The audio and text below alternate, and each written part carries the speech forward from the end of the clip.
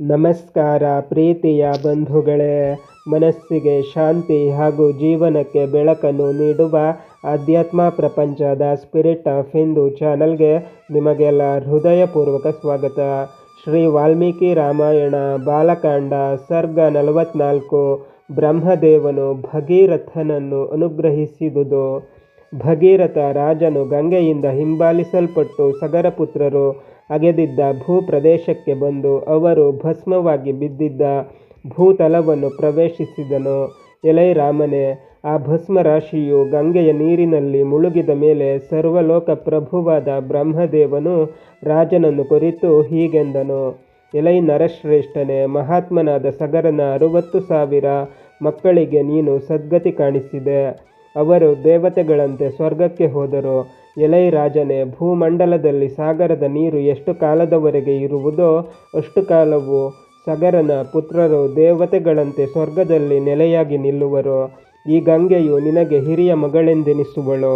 ಎಲೈ ರಾಜನೇ, ನಿನ್ನ ಕರ್ಮವು ನಿನ್ನ ಹೆಸರು ಜಗತ್ತಿನಲ್ಲಿ ಪ್ರಸಿದ್ಧಿ ಪಡೆಯುವಂತೆ ದೇವಲೋಕದವಳಾದ ಗಂಗೆಯು ಭಾಗೀರಥಿ ಎಂಬ ಹೆಸರನ್ನು 3 ಲೋಕಗಳಲ್ಲೂ ಪ್ರವಹಿಸಿರುವುದರಿಂದ ತ್ರಿಪಥಗೆ ಎಂಬ ಹೆಸರನ್ನು ಪಡೆಯುವಳು.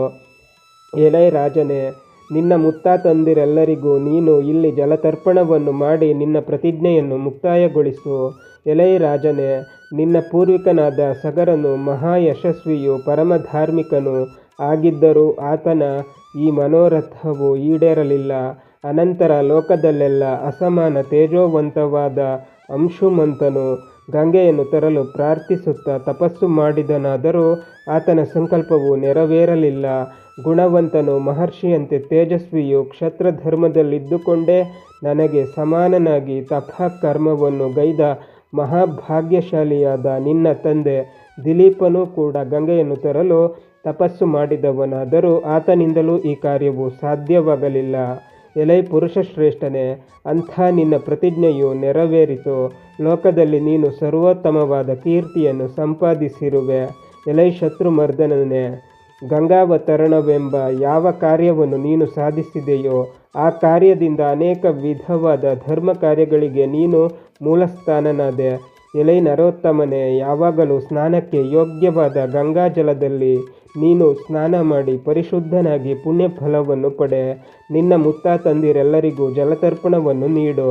ನಿನಗೆ ಸುಖವಾಗಲಿ, ನಾನು ಹೋಗಿ ಬರುವೆನು, ನೀನು ನಿನ್ನ ಲೋಕಕ್ಕೆ ಹೋಗು. ಹೀಗೆಂದು ಹೇಳಿ ದೇವೇಶನು ಸರ್ವಲೋಕ ಪಿತಾಮಹನು ಮಹಾಕೀರ್ತಿವಂತನೂ ಆದ ಬ್ರಹ್ಮದೇವನು ದೇವಲೋಕಕ್ಕೆ ಹೊರಟು ಹೋದನು. ರಾಜರ್ಷಿಯಾದ ಭಗೀರಥನು ಕೂಡ ಸಗರ ಪುತ್ರರಿಗೆ ಶಾಸ್ತ್ರ ಕರ್ಮಗಳನ್ನು ಅನುಸರಿಸಿ ಜಲತರ್ಪಣವನ್ನು ಕೊಟ್ಟು ಮಂಗಳ ಸ್ನಾನ ಮಾಡಿ ಪರಿಶುದ್ಧನಾಗಿ ತನ್ನ ಪಟ್ಟಣಕ್ಕೆ ಹಿಂತಿರುಗಿದನು.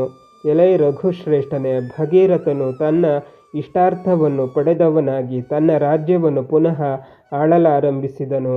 ಎಲೈ ರಾಘವನೇ, ಆತನ ಪ್ರಜೆಗಳು ಆತನು ಹಿಂತಿರುಗಿ ಬಂದುದಕ್ಕಾಗಿ ಸಂತೋಷಗೊಂಡರು. ತಮ್ಮ ಮನೋರಥಗಳನ್ನೆಲ್ಲ ಪಡೆದು ತಮ್ಮ ಶೋಕವನ್ನು ಶ್ರಮವನ್ನು ಕಳೆದುಕೊಂಡರು. ಎಲೈ ರಾಮನೇ, ಗಂಗಾ ನದಿಯ ವೃತ್ತಾಂತವನ್ನು ನಾನು ವಿಸ್ತಾರವಾಗಿ ಹೇಳಿರುವೆನು. ನಿನಗೆ ಕ್ಷೇಮವಾಗಲಿ, ಶುಭವಾಗಲಿ.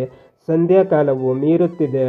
ಸಂಪತ್ಕರವಾಗಿಯೂ ಕೀರ್ತಿದಾಯಕವಾಗಿಯೂ ಆಯುಸ್ಸನ್ನು ವೃದ್ಧಿ ಮಾಡುವುದು, ಸಂತಾನದಾಯಕವೂ ದೀರ್ಘಕಾಲ ಸ್ವರ್ಗಸುಖವನ್ನು ಕೊಡುವುದು ಆದ ಈ ಗಂಗಾವತರಣದ ಕಥೆಯನ್ನು ಯಾವಾತನು ಬ್ರಾಹ್ಮಣರಲ್ಲಿಯೂ ಕ್ಷತ್ರಿಯರೆಲ್ಲರಲ್ಲಿಯೂ ಇತರ ಜನಗಳಲ್ಲಿಯೂ ಶ್ರವಣ ಮಾಡಿಸುವನೋ ಆತನ ಪಿತೃಗಳು ಸಂತುಷ್ಟರಾಗುವರು, ದೇವತೆಗಳೆಲ್ಲರೂ ಸಂತುಷ್ಟರಾಗುವರು.